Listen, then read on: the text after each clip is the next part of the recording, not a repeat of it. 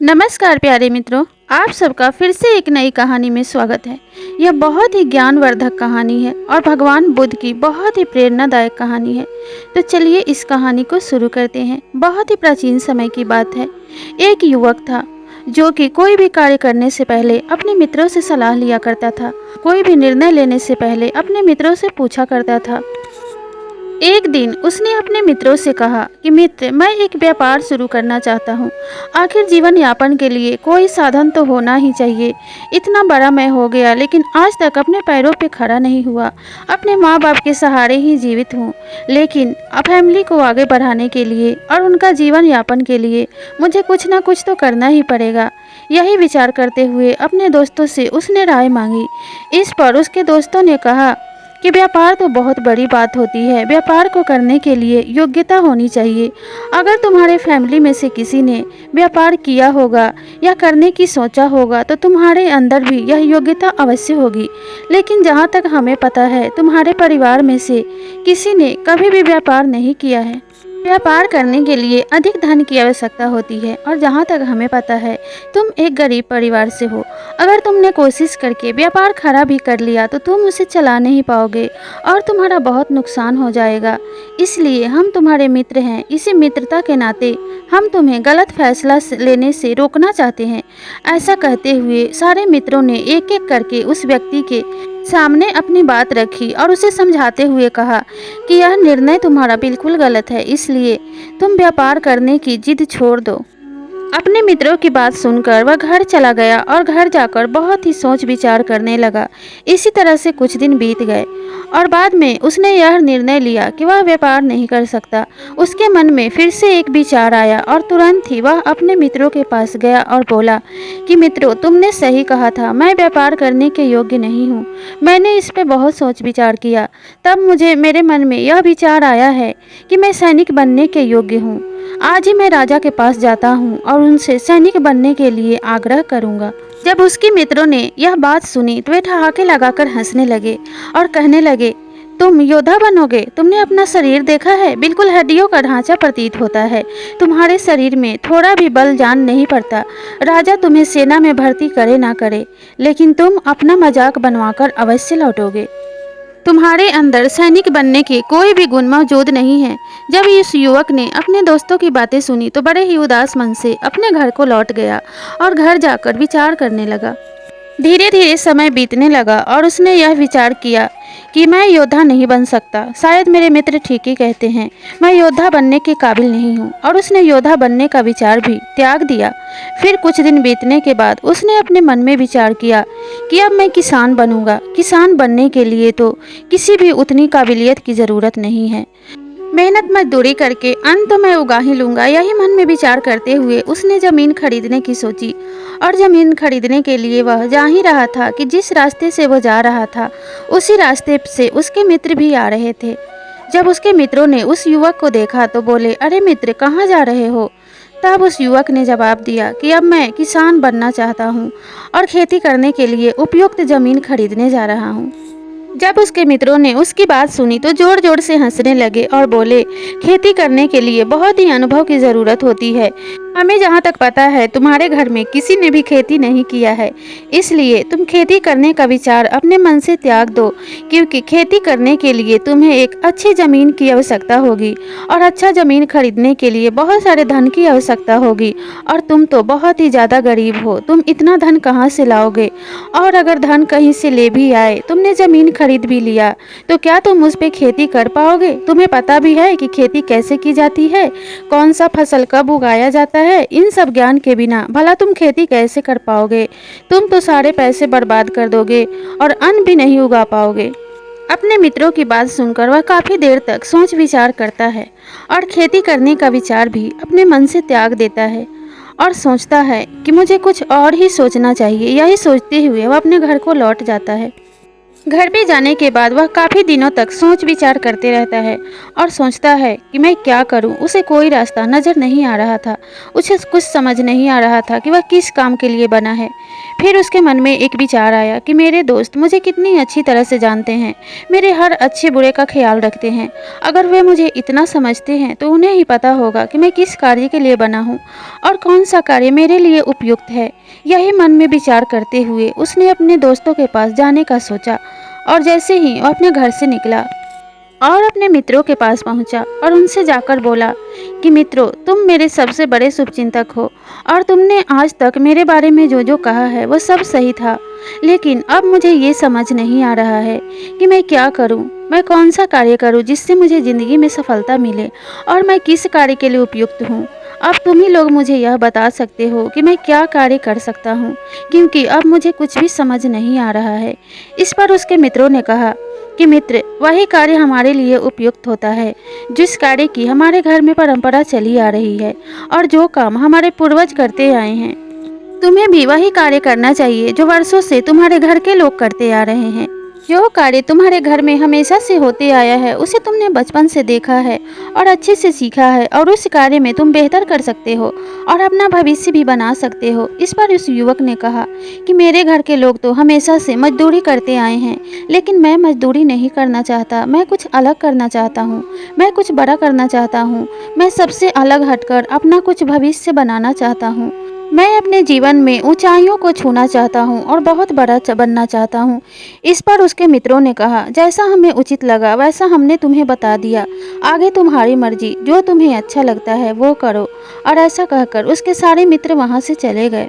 जब उसके मित्र चले गए तब वह युवक वहां पे खड़े खड़े विचार करता रहा और आखिर में उसने निर्णय लिया कि मेरे मित्र जो कह रहे हैं वही सही है। मैं कल से ही मजदूरी करना शुरू कर दूंगा। और अगले दिन ही वह अपने पुश्तैनी काम पे निकल पड़ा और दूसरे के खेत में जाकर मजदूरी करने लगा। जब वह मजदूरी कर ही रहा था तभी कुछ लोग उस रास्ते से गुजर रहे थे जो उस युवक को अच्छे प्रकार से जानते थे। जब उन लोगों ने उस व्यक्ति को मजदूरी करते हुए देखा तो वे बोले, तुम वही हो ना जो बड़ी बड़ी बातें किया करते थे, लेकिन तुम भी मजदूरी करने चले आए। तुम्हारे माता पिता भी तो हमेशा से मजदूरी करते आ रहे हैं, तुम्हारे दादा परदादा भी यही काम करते थे और तुम भी मजदूरी करने लगे कि जैसा बाप वैसा बेटा। तुम और कर भी क्या सकते हो? क्या हुआ तुम्हारी उन बातों का? क्या तुम्हारे अंदर उन कामों को पूरा करने की काबिलियत नहीं है, या फिर तुम्हारे अंदर अब वह हिम्मत नहीं बची है? उनकी बातों को सुनकर उस व्यक्ति को बहुत ही बड़ा धक्का लगा। उसके दिल पे बहुत ही गहरी चोट लगी और वह विचार करने लगा। वह वहीं पे खड़े खड़े सोचता रहा और अंत में उसने सोचा कि मजदूरी करने से तो अच्छा है कि मैं कहीं जाकर भीख मांग लूं, लेकिन अब मैं मजदूरी नहीं करूंगा। मन में दृढ़ निश्चय करते हुए वह व्यक्ति वहां से मजदूरी छोड़कर चला गया और जब अगले दिन सुबह हुई तो वह भीख मांगने के लिए निकल पड़ा। जब एक जगह पे रुककर वह भीख मांग ही रहा था कि वहां भी उसे कुछ लोग दिखाई दिए जो कि उसे पहचानते थे। वे भी उसे वहां ताने देने लगे और बोलने लगे कि तुम वही हो ना जो बड़े बड़े बातें किया करता था, लेकिन तू तो बड़ा ही नकारा निकला। तेरा तो बाप जैसा था तू तो उससे भी गया गुजरा निकला। तेरा बाप नकारा तो था ही, तू भी वैसा ही निकला। उन लोगों की बातें सुनकर उसे अपने ऊपर बहुत ही शर्म आई, बहुत ही क्रोध आया और उसने यह मन में विचार किया कि ऐसे जीवन से तो अच्छा है कि मैं इस जिंदगी का ही अंत कर दूं, क्योंकि मैं इस धरती पे बोझ हूं। मैं किसी काम के काबिल नहीं हूं।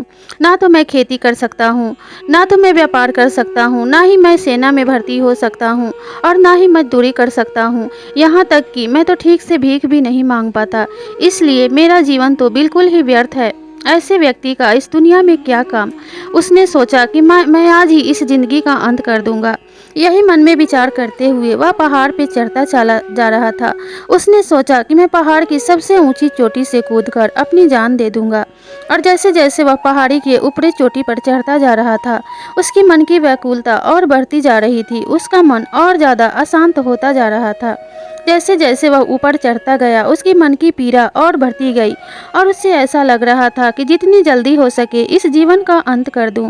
लेकिन जैसे ही वह पहाड़ की सबसे ऊंची चोटी पर पहुंचा, वहां पे उसने देखा कि एक बौद्ध भिक्षु वहां बैठे हुए थे। उनको देखकर उस व्यक्ति का मन शांत हो गया। उसे एक अलग ही अनुभूति होने लगी और जब उसने बौद्ध भिक्षु को देखा तो अपने मन में विचार किया कि यह तो बहुत ही ज्ञानी व्यक्ति मालूम पड़ते हैं। मैंने तो सबसे पूछ लिया, मुझे इनसे भी एक बार पूछ लेना चाहिए कि मुझे अपने जीवन में क्या करना चाहिए। उन बौद्ध भिक्षु को देखकर वह व्यक्ति वहीं बैठ गया और उनके ध्यान से बाहर आने का इंतजार करने लगा। जैसे ही बौद्ध गुरु ध्यान से बाहर आए, वह व्यक्ति उनके चरणों में गिर गया और रोने लगा। तब वह बौद्ध गुरु बोले कि उठ जाओ पुत्र, तुम्हें क्या दुख है, क्या तकलीफ है, क्यों रो रहे हो। तब वह व्यक्ति बोला कि प्रभु, मैं इस जीवन का अंत करना चाहता हूँ, क्योंकि मैं किसी काम के काबिल नहीं हूँ। मेरे दोस्त हमेशा यही कहते हैं कि तुम ये नहीं कर सकते, तुम वो नहीं कर सकते, तुम्हारे में कुछ काबिलियत नहीं है, तुम्हारे में व्यापार करने योग्य गुण नहीं है, सैनिक बनने योग्य शरीर नहीं है और किसान बनने योग्य कला नहीं है। यहाँ तक कि मैंने भिखारी भी बनने की कोशिश की, वहाँ भी लोग मुझे ताने मारने लगे। इस पर बौद्ध गुरु ने उससे पूछा कि तुम क्या बनना चाहते हो। तब वह व्यक्ति बोला कि मैं तो व्यापारी बनना चाहता हूँ, लेकिन व्यापारी बन नहीं पा रहा हूँ, क्योंकि मेरे दोस्त कहते हैं कि तुम व्यापारी नहीं बन सकते। इस पर बौद्ध भिक्षु बोले कि जब तुम व्यापारी बनना चाहते हो तो दूसरों की बातों पे क्यों ध्यान दे रहे हो। जो तुम चाहते हो, जैसा चाहते हो वैसा ही करो, और तब तक करो जब तक तुम सफल नहीं हो जाते। उन बौद्ध भिक्षु की बातों को सुनकर उस व्यक्ति को बहुत हिम्मत आई और उसने हिम्मत करके उन्हें प्रणाम किया और अपने घर को लौट आया। और उसने अपने मन में दृढ़ निश्चय किया कि मैं व्यापार अवश्य करूंगा, और उसने अपनी जमा पूंजी को इकट्ठा करके व्यापार शुरू किया।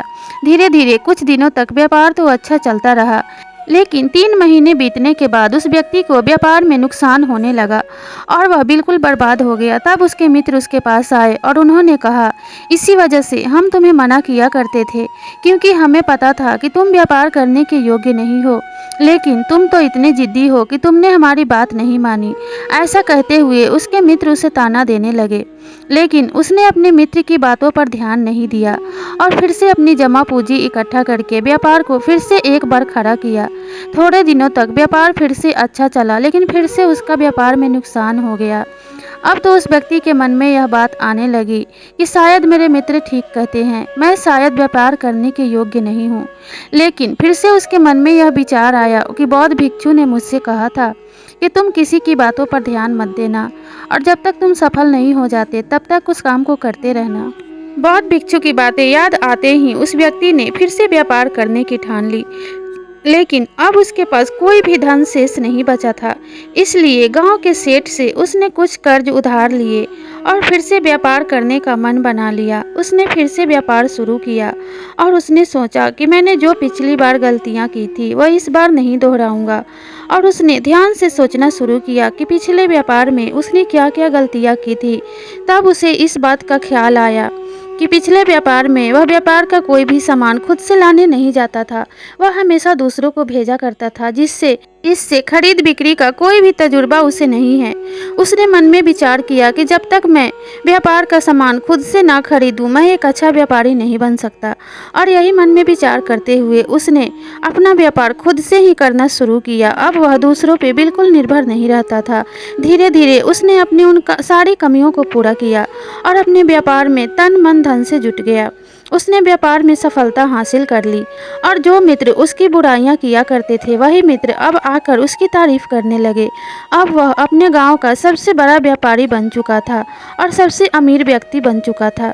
अब उसके मित्र उससे आकर कहा करते थे कि मित्र, देखा, हम तो जानते ही थे कि तुम में कुछ अलग बात है, तुम कुछ खास हो, तुम तो कुछ बड़ा बनने के लिए ही पैदा हुआ हो।